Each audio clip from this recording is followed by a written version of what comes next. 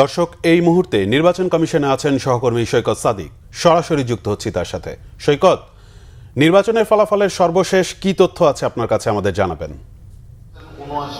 রায়হান, হয়তো সারা দেশের মানুষ এটা অনেকটা নিশ্চিত হয়েছে যে এই ত্রয়োদশ জাতীয় সংসদ নির্বাচনে আগামীতে কে ক্ষমতায় আসছেন, কারা নিরঙ্কুশভাবে জয়ী হচ্ছেন। কিন্তু নির্বাচন কমিশনে যেখানে আনুষ্ঠানিকভাবেই নির্বাচনের ফলাফল দেয়া হচ্ছে, মধ্যরাতের আগ পর্যন্ত কিন্তু তারা আংশিক ফলাফল দিচ্ছিল। তাদের হাতে যেই আসনটার রেজাল্টটা আসতো সেটাই কিন্তু তারা মোট আসনের আংশিক যতটুকু পেতেন সেটাই দিচ্ছেন। কিন্তু এখন যেটা হচ্ছে যে পুরোপুরি আসন ভিত্তিক পুরোপুরি যে ফলাফল সেটা কিন্তু আসন ভিত্তিক ঘোষণা করছে নির্বাচন কমিশনের আঞ্চলিক সচিব। তিনি কিন্তু জানাচ্ছেন এই মুহূর্তে সিলেট অঞ্চল যদি দেখায়, আমরা সিলেট অঞ্চলের যে ফলাফল সেটা ঘোষণা করছেন আমাদের অতিরিক্ত সচিব নির্বাচন কমিশনের। তিনি সেই ঘোষণা দিচ্ছেন। একটার পর একটা নির্বাচন কমিশনের একটা বিভাগ তারা দায়িত্বে আছেন যে তারা রেজাল্টটা আলাদা আলাদা শীট সেটা দিচ্ছেন। গণভোটের জন্য একটা শীট হচ্ছে এবং সাধারণ ভোট সেটার জন্য সিট হচ্ছে।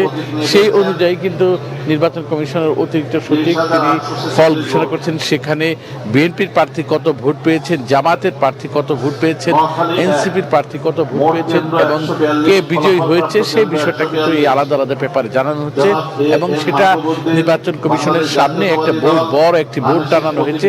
সেখানে আসন ভিত্তিক বিভাগ অনুযায়ী সেই রেজাল্ট শিটটা টানানো হচ্ছে এবং 10টি জায়গায় কিন্তু নির্বাচন কমিশনের বিভিন্ন জায়গায় সেটা পৌঁছে দেওয়া হচ্ছে। এর বাইরে রায়হান, আপনাকে একটি মেসেজ জানিয়ে রাখি যে এখনো হয়তো নির্বাচন কমিশনের জামায়াতের প্রতিনিধি দল তারা আছেন। কিছুক্ষণ আগেও তারা গণমাধ্যমের সাথে কথাও বলেছেন এবং গণমাধ্যমের সাথে কথা বলে তাদের যে অভিযোগগুলো সেগুলো তারা তুলে ধরেছেন। তারা বলছেন যে মূল যে অভিযোগটি তারা বলছেন যে এখন পর্যন্ত নির্বাচনের বিভিন্ন আসনের তাদের যে জামাতের যে 11 দলের জোট, সেই জোটের প্রতিনিধি যারা রয়েছেন, সিনিয়র যারা নেতৃত্ব পর্যন্ত তাদের সহ অন্যান্য আসনগুলোর রেজাল্টটা ঘোষণা করতে নির্বাচন কমিশন দেরি করছেন এবং এই রেজাল্ট ঘোষণার সঙ্গে যারা জড়িত আছে তাদের গাফিলতির কথাও, তাদের অনিয়মের কথাও তিনি তুলে ধরলেন এবং তিনি যে বিষয়টি বললেন যে একটি বিশেষ রাজনৈতিক দলকে সুবিধা দেওয়ার জন্যই এমনটা করা হচ্ছে বলে জামাতের পক্ষ থেকে জামাতের মিডিয়া বিভাগের যে দায়িত্ব রয়েছেন অ্যাডভোকেট এহসানুল করিম জুবায়ের তিনি জানিয়েছেন এবং তিনি বলছেন যে এই নির্বাচনে কোনো ধরনের ষড়যন্ত্র তারা মেনে নেবে না এবং এই নির্বাচনকে সেই ষড়যন্ত্র প্রতিহত করারও তারা ঘোষণা দিয়েছেন।